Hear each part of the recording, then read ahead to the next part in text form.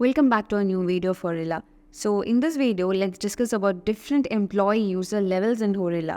So in a company, different employees will be in different user levels. Like the HR manager will be able to handle all of the things like viewing, validating and creating different requests for different employees. And then we have the reporting manager. That is the employee who has been assigned as the reporting manager of another employee will be able to manage their different requests. That is, they can create or validate their request, and then we have the employees who will be able to access only their information.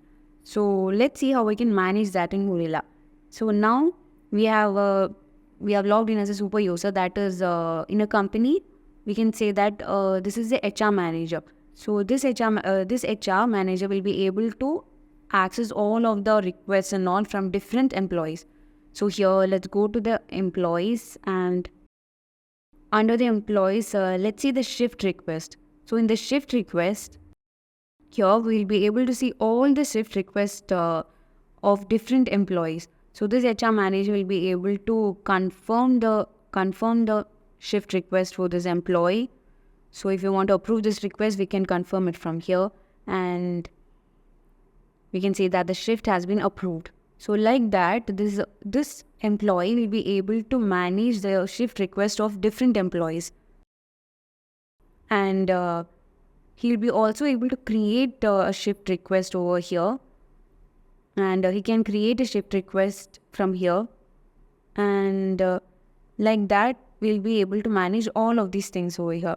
And now if we are logged in as a normal employee, they can view and create shift requests only for themselves. So here we can see that when we try to create the shift request, this employee will be able to create the shift request for all these employees as well. That is, they can manage and create shift requests for these employees also. So now let's go to the employee portal of a normal employee.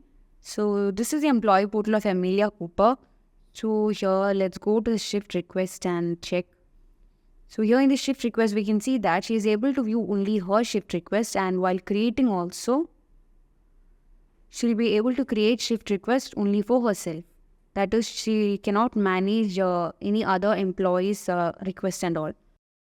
So now let's assign Amelia Cooper as a reporting manager of another employee. So when we assign an employee as a reporting manager, he or she will be able to manage all their requests as well. So let's assign Amelia Cooper as a reporting manager. So we can go to the admin view and go to the employees, and let's assign Amelia Cooper as Andrew Hayes reporting manager. So we can go to Andrew Hayes, and we can edit. Here we have the reporting manager. Let's give Amelia Cooper as Andrew Hayes reporting manager. We can save this, and while saving, we'll be asked why this change. So if you want to give any update description and all, we can provide it over here. So you can see that the employee work information has been updated.